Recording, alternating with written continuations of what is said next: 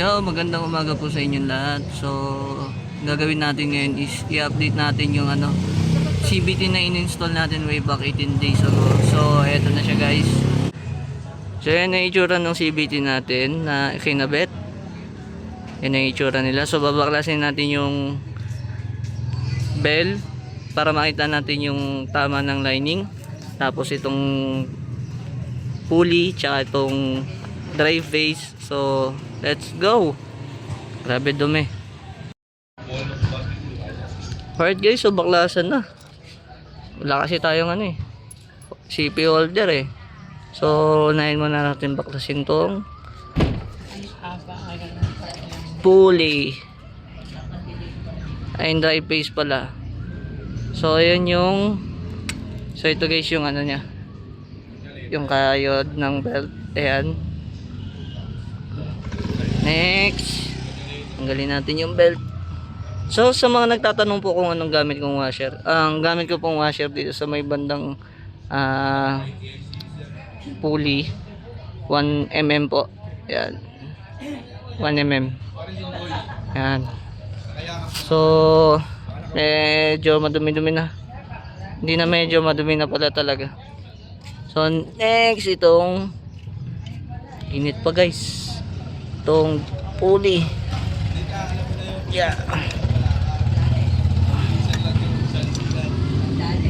Alright. Next. Yan. So ito guys, ang size nito ay 3.3 mm. Yan.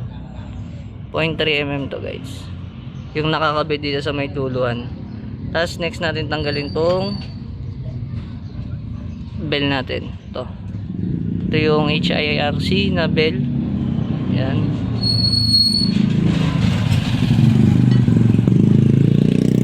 Ito yung clutch lining natin na Daytona. Ayan yung guys. Yan.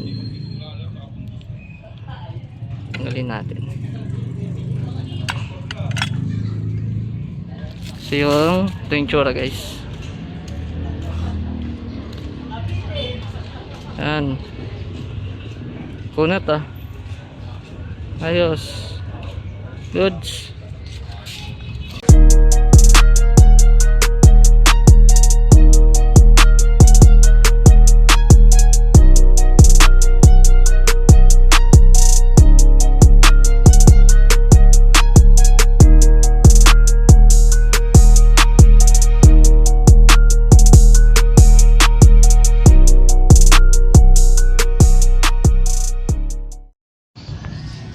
So ayan guys, yung mga itsura ng ating CVT set after 18 days na puro gaspol. Ayan yung mga dumi nya. So brushin lang to, then update lang ng grasa. Yun lang. So alright guys, so shoutout po kay Jeff Samson. So thank you sir sa pag-subscribe. At eto na yung clutch lining natin. Hindi naman siya masyadong naubos sa HIRC na pulley natin. So ayan yung itsura, ayos naman. Then hindi naman siya malata sa takbuhan guys. So linis na lang to yung mga CVT natin. Yan.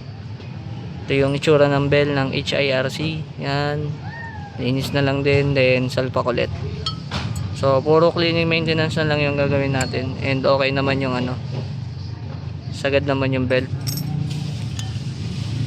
As you can see, yan, nabura na yung mga yung mga markings niya versus dun sa nauna nating video. Yan, ayos. So salamat po sa panonood at gabayan po kayo nawa.